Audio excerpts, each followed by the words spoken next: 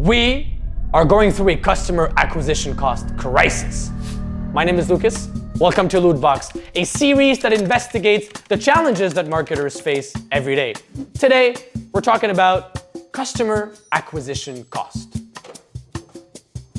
Now, before we further explore this crisis, let's make sure we all agree on the definition of customer acquisition cost. It is the total number of dollars that you spend on sales and marketing, including your sales team and your advertising expenses, divided by the total number of customers that you acquire. This ratio, known as CAC, or customer acquisition cost, is the key metric we will explore today. Now, back to our crisis. The COVID-19 pandemic accelerated the digital transformation that is happening everywhere in the world. Let's face it, everything we do today is online, and brands have been following us. Digital ad spend worldwide will reach $450 billion US in 2021. As consumers, we see an average of 5,000 ads every day, meaning the digital advertising market is super saturated and brands are struggling to get a piece of that pie. But that's not all. The second problem is we at Apple believe in privacy, which means effective February 2020, all Apple products will get rid of the IDFA, or ID for advertisers, which is traditionally used by brands to target users and help them provide the most relevant product and services based on your interests. We're not only setting a precedent here for Apple products, we're setting a precedent for the whole advertising industry.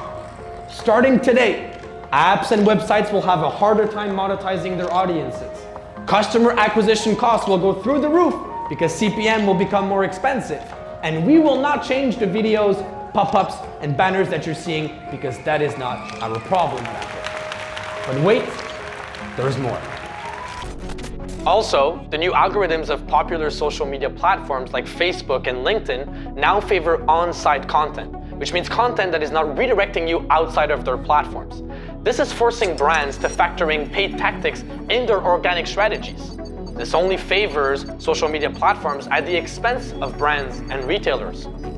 So, what are the solutions? How do we solve this crisis? Where do we find them?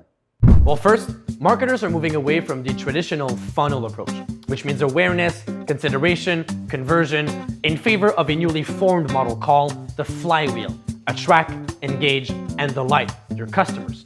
You attract customers through social media or advertising channels, you engage them on your website with your newsletter or other means of communication, and you delight them with promotions, rewards, subscription plans, or loyalty programs. This newly formed model, the flywheel, was made to maximize the cost effectiveness of a marketer's marketing campaign. Speaking of cost effectiveness, marketers are also turning towards low funnel, performance-driven models like GoLoot. You think you know performance marketing? Breaking news, you don't. GoLoot is the first tech, giving leading brands the power to reward millions of users in our everyday digital experiences. From our workouts to the content we read online, with offers and promotions that are immediately consumable on e-commerce platforms. We are redefining how brands can sell to consumers and interact with them through the world's best digital experiences. Videos. So, acquiring customers on the most popular platforms using common strategies is becoming unsustainable. And user privacy, although very important, comes at a cost for today's marketers and is forcing them to rethink their strategies and try to set tomorrow's trends. Speaking of tomorrow's trends, I know a great company you could follow on Facebook, LinkedIn, or YouTube for more of this amazing content.